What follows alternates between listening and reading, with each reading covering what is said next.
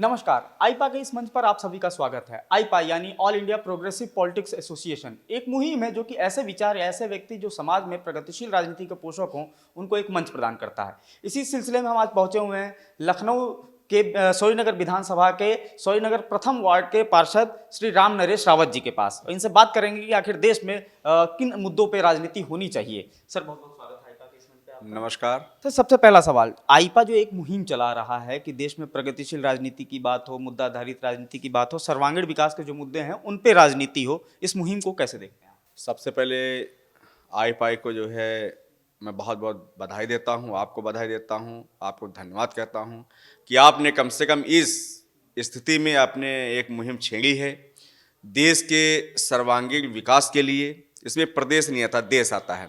और ये हमारी सोच होनी भी चाहिए कि हम केवल अपने वार्ड तक न सीमित रहें, न प्रदेश तक, मुझे पूरे देश के बारे में सोचना चाहिए। क्योंकि देश का हर आम नागरिक वो हमारे देश का सदस्य है और उसकी भी जिम्मेदारी उतनी है जितनी आपकी जिम्मेदारी, हर सदस्य की, हर नागरिक की जिम्मेदारी वो देश के सहयोग में अपना विकास करे। सर सीधे अब मुद्दे पे आते हैं। प्रदेश में जो राजनीतिक प्रचलन में है इस समय, जो राजनीति जिस तरीके की हो रही है, उससे आप कितने संतुष्ट हैं? देखिए, एक कहावत कही गई जो हमारे पूर्वजों ने कही कि एक दिन घूरे के दिन आते हैं। घूरे का मतलब होता जो गांव में ढेर पड़ा रहता था कचरे का, एक दिन वो भी साफ हो जाता, वो स्थान कितना सुंदर लगता है। आज जो देश में हो रहा है, हमारी जो सरकार है, माननीय प्रधानमंत्री जी नरेंद्र भाई मोदी जी के नेतृत्व में केंद्र में सरकार है, प्रदेश में योगी जी के नेतृत्व में सरकार है, और जो लोगों के लिए कार्य हो रहे हैं, वास्तव में ये कार्य 70 साल पहले से होने चाहिए, जब हमारा देश आज़ाद हुआ था 1947 में। लेकिन लोगों की मंशा रही कि यहाँ का धन, जैसे मोहम्मद गौरी ने, लोगों ने सबने लूटा और बाहर ले गए, विदेशों में ले गए। उनकी भी यही सोच रहे कि यहाँ का जितना धन है, गरीबों की जो सुख सुविधाएं हैं वो विदेश पहुँचाई जाएं, यहाँ लोगों को कंगाल बना के रखा जाए। लेकिन ऊपर वाला भी है, प्रभु राम के चरणों में हम लोग हैं, हमेशा उनका नाम लेते हैं और जय श्री राम करते करते चलते हैं, हम लोग सारे काम होते रहते हैं। जब हमारे देश में 50 साल प्रभु राम के लिए 60 साल मुकदमा चल सकता है, वो लोग शासन में रहे 60 साल 65 साल रहे और मुकदमे में हम लोगों को डाल दिया कि प्रभु राम का मंदिर मुकदमे से बनेगा, ऐसी गंदी सोच उनकी रही। और आज जब हमारी सरकार आई, मुकदमा भी खत्म हुआ और हमारा मंदिर भी बन रहा है।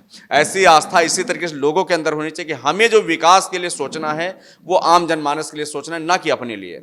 अन्य पार्टियों ने यही किया, चाहे वो सपा हो, चाहे बसपा हो, चाहे कांग्रेस हो, चाहे राष्ट्रवादी कांग्रेस हो, चाहे तृणमूल कांग्रेस हो या लालू जी की पार्टी हो, सभी ने सिर्फ अपना पेट भरा। और उसका फल यह है कि ऐसा कोई नेता नहीं जेल न गया हो। जिसने भी गंदा काम देश के नागरिकों के किया है, उनकी सुख सुविधा छीनी है, उनके जो जीवन यापन की कार्यशैली थी उसमें इतना परिवर्तन किया कि सिर्फ काला अंधेरा हो गया जीवन में, उसकी उनको सजा मिली।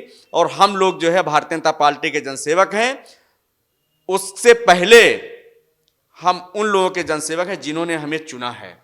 और ऐसी आस्था हमारी है अपने लोगों के प्रति, दल नहीं मान्य रखता है। हमारी सोच अच्छी होनी चाहिए कि हमारा देश कैसे प्रगति करे, हमारा प्रदेश कैसे प्रगति करे, उसके साथ में हमारे देश में जो आम नागरिक है उसकी भी कैसे प्रगति हो।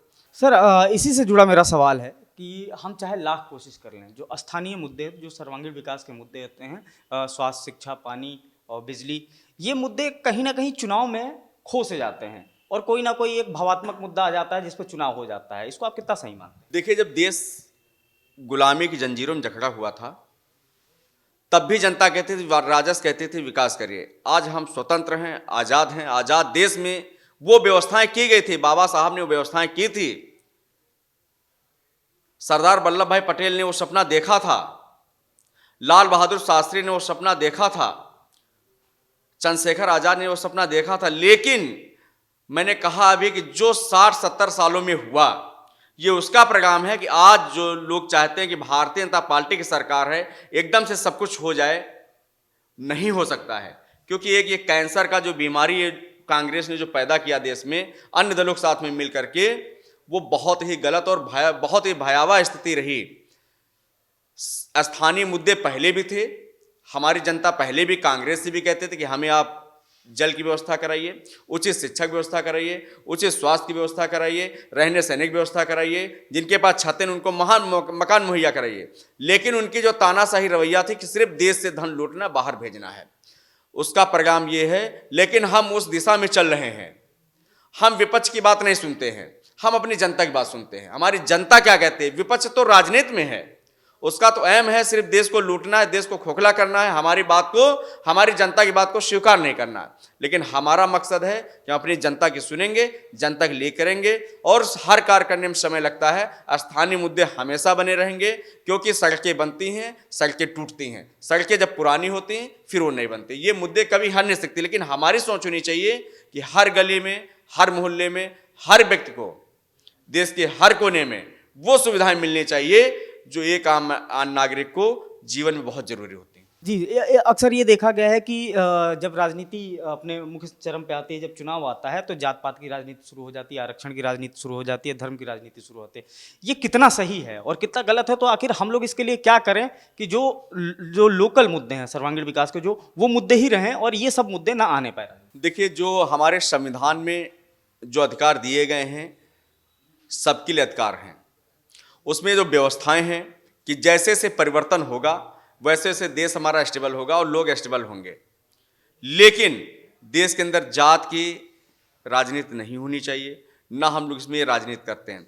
हमारा नारा है सबका साथ, सबका विकास, सबका विश्वास, और ये हम कर भी रहे हैं और करेंगे भी। क्योंकि जो प्रधानमंत्री आवास मिलते हैं उसमें कभी देखा नहीं जाता कि हम मुसलमान को दे रहे हैं या हिंदू को दे रहे हैं या दलित को दे रहे हैं या बैकवर्ड दे रहे हैं, सामान्य को दे रहे हैं। जो उसका हकदार होता है उसको मिलता है। इसे कहते हैं जात की राजनीति ना करना। हमारी सरकार सबके लिए काम कर रही है, चाहे वो किसान निधि सम्मान योजना हो, उसमें कभी नहीं देखा गया कि हम मुसलमान को दे रहे हैं या हिंदू को दे रहे हैं। चाहे वो हमारी पेंशन योजना, उसमें कभी नहीं जांच कराई गई कि हम मुसलमान कर रहे हैं या हिंदू कर रहे हैं। लेकिन पहले क्या होता था? कांग्रेस ने एक समुदाय को चुना, वो मैं अपने मुंह से कहूंगा नहीं क्योंकि सभी लोग जानते हैं। उसका फल आज ये है कि कांग्रेस आज 10 साल से बिल्कुल बेघर है। अच्छा सर, एक और आखिरी सवाल कि उत्तर प्रदेश में चुनाव होने हैं, आपको क्या लगता है कौन से मुद्दों पे चुनाव होने चाहिए और कौन से मुद्दों को चुनाव में आने ही नहीं देना? देखिए, मुद्दे तो कोई है नहीं हमारे पास में। हमारा एक ही मुद्दा है कि सबका साथ, सबका विकास, सबका विश्वास। और हमें जनता ने चुना है।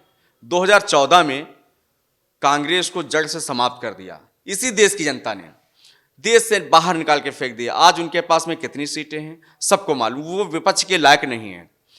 प्रदेश में योगी जी की सरकार है। जब से योगी जी की सरकार आई, पहले जो राशन कार्ड थे, जबकि वो सेंट्रल की योजना है, हर गरीब को पहुंचना चाहिए अनाज, उसमें अखिलेश यादव जी ने अपनी फोटो लगवा दी थी।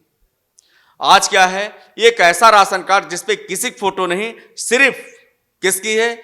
जो एक मजबूर, जो एक लाचार, जो एक असहाय, जो जरूरतमंद व्यक्ति है, उसकी फोटो राशन कार्ड पे है। ना योगी जी की है, ना मोदी जी की है।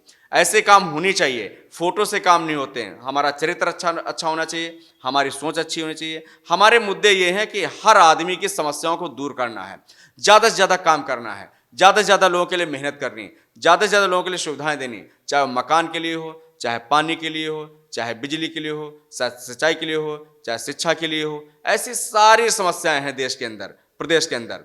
जो प्रदेश की समस्याएं हैं, हमारे योगी जी धीरे धीरे मोदी जी के नेतृत्व में सब कुछ सही काम कर रहे हैं, सही दिशा में देश चल रहा है। आज हमारे देश के अंदर से सबसे बड़ा मुद्दा हटा कि जो राम मंदिर मामला था वो हटा, धारा 370, 35 है, ये सभी हटाई गई। किसानों के बिल सरकार ने देखा कि वो दलाल देश के, वहां पे किसान नहीं था। दिल्ली बॉर्डर पे नोएडा में कोई किसान नहीं था, दलाल थे देश के, वो लगे हुए थे। उनका जो काम था उसको हटाया, मजबूरी में बिल वापस लिया। लेकिन बिल जो वापस लिया वो देश के कल्याण के लिए है।